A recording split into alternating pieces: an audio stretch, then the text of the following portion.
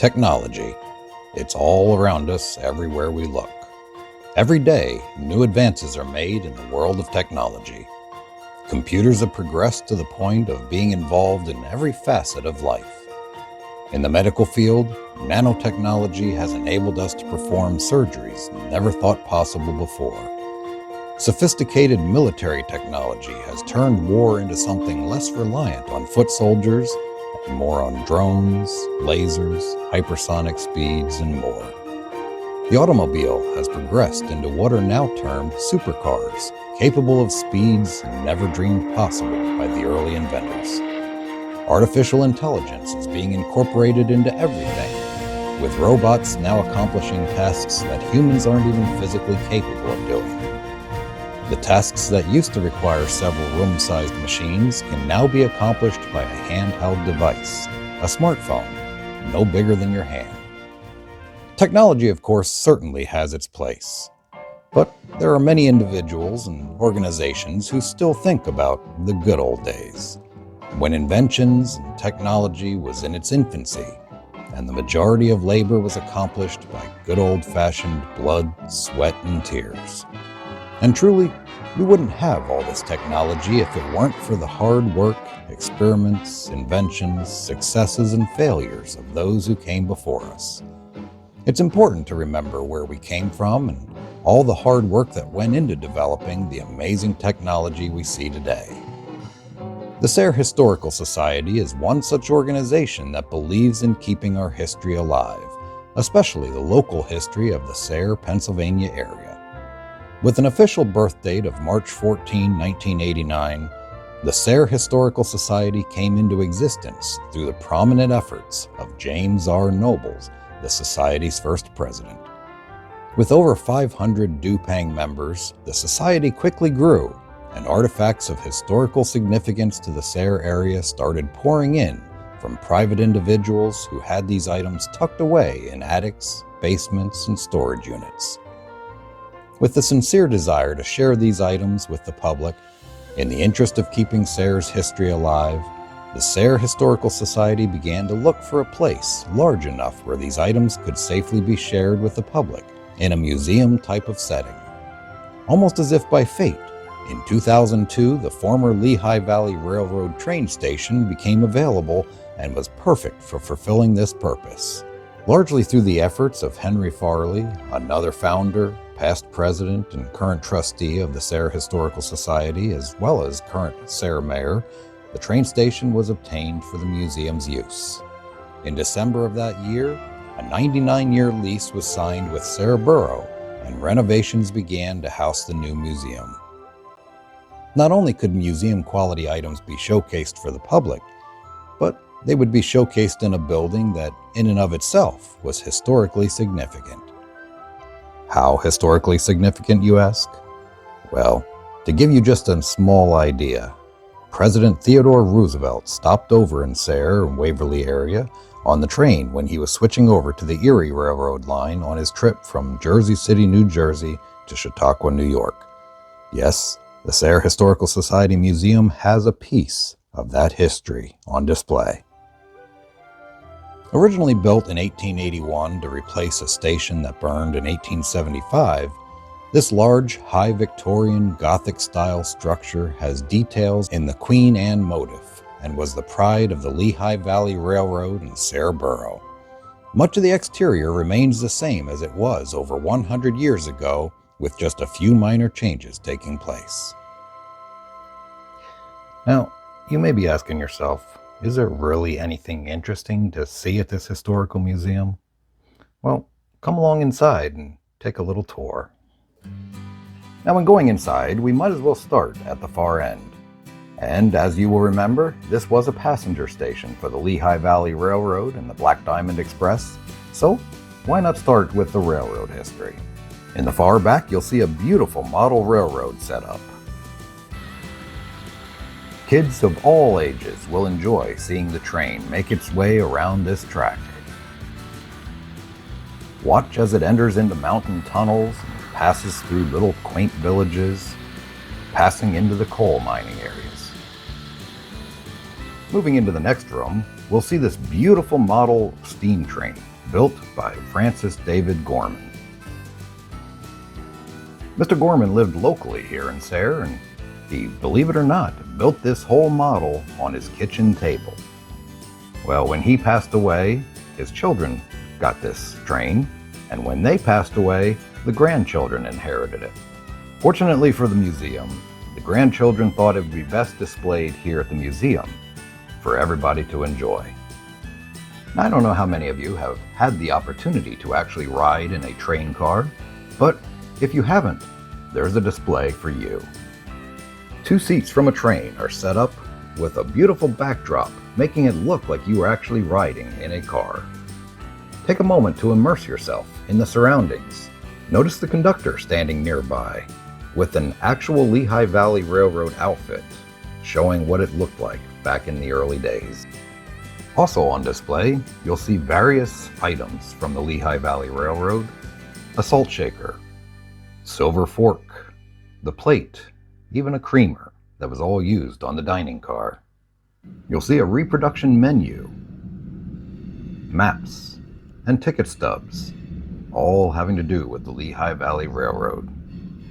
You'll also see a beautiful large display, large photographs of an engineer, a fireman, in the cab of the steam engine. Now you may think it was a simple job, just driving, as it were, a steam engine, but they had their responsibilities too. In fact, for every curve that the train went around, the engineer was required to put his head out the window and try to peer around the bend to make sure nothing was coming towards them. They had to be ever so vigilant while driving the train. Here at this display, you'll also see some of the many different kinds of lanterns they used with the railroad. Moving on to another display, you'll see a large photograph of Engine 3128. This stand shows how Sayre truly was known as a railroad town. You see, the Lehigh Valley Railroad brought passengers and business to the area. You'll see on display an actual outfit that a fireman would have worn while shoveling coal into the fire pit. You'll also see on display many photographs reminding individuals that Sayre once held one of the largest locomotive shops in the world. You'll see on display many items that were actually produced right here in Sayre at the foundry for the locomotives. And of course, a visit to the museum would not be complete without an opportunity for the kids to actually ring a real train bell. Moving on, you'll also see an old grandfather clock from the Lehigh Valley Railroad. This clock was believed to have been housed in this very facility. Listen to the amazing story of how a gentleman who used to work for the railroad obtained this clock. Another interesting display that we'll come across is a desk with all kinds of old communications equipment on it. Now, I'm sure some of our younger visitors will have no idea what most of this equipment is, but some of our older generation visitors, this is sure to bring back some memories for them. You'll see a typewriter, Morse code transmitter, an old rotary phone, an old switchboard, and more. Now, visitors to this museum are sure to have their interest piqued by seeing this window. You see, this is not a reproduction ticket window. This is the actual original window where passengers would stand at the counter and get their tickets. Listen to the exciting story of how this window was discovered boarded up behind a wall by workers as they were renovating the museum. The ticket window wasn't the only thing found in an amazing way, however. This painting also has an incredible story behind it. It was painted by William Rao, who was a photographer in the late 1800s into the early 1900s. He was hired for several years by the Lehigh Valley Railroad to take photos of scenic views along the train's route. Using this photo that he took of the Black Diamond Express, he painted this large masterpiece, which originally hung in the accounting office for the railroad. In time, the painting ended up in an employee's home and was generally forgotten about. One day, A relative of that employee was having her home renovated and discovered this painting behind a wall. Thankfully, it's been restored and is now on display here at the museum. Another display that is sure to catch the attention of kids and model railroad enthusiasts of all ages is this replica model train display. Everything is set up to mimic exactly how things appeared back in the early 1900s, from the park that used to be right behind the train station to the many buildings along Desmond Street that can still be seen today. Many businesses also have quite an extensive history with the town of Sayre. One such prominent business is the Guthrie Robert Packer Hospital. You see, back in the late 1870s, a man named Robert Asa Packer built a mansion in Sayre on the site of the current hospital. No expense was spared in the building of this mansion. It was known for its exquisite lavish furniture, woodwork, drapes, and boasted 11 fireplaces. Even the dining room ceiling was reported to have been hand-tooled leather. When Robert Packer passed away, the mansion was inherited by his sister, Mary Packer Cummings. She then gave it to Sayre to be used as a hospital, especially for the Lehigh Valley Railroad workers and their families. By 1960, this mansion was torn down to make way for a new addition to the hospital, and relics from that mansion were salvaged and are here on display at the museum. One of the most notable items is this table, custom made using various items from that mansion, the legs being from the staircase, the tabletop is framed from the doorway trim, and the leather under the glass you see here is from the original dining room ceiling, part of the original hand-tooled Moroccan leather that cost $50,000 back in the 1880s. You'll also be treated to a history of Dr. Donald Guthrie himself, whose examination table is here on display. Having worked as a resident at the Mayo Clinic in Minnesota, he was hired to help the Robert Packer Hospital to grow. Using the knowledge and the experience that he gained during his internship and residency, he was instrumental in helping to shape the hospital from the small facility it was in 1910 into what it is today, a tertiary care teaching facility with over 250 beds, a Level 1 trauma center with specialties in cardiology and numerous other inpatient and outpatient programs.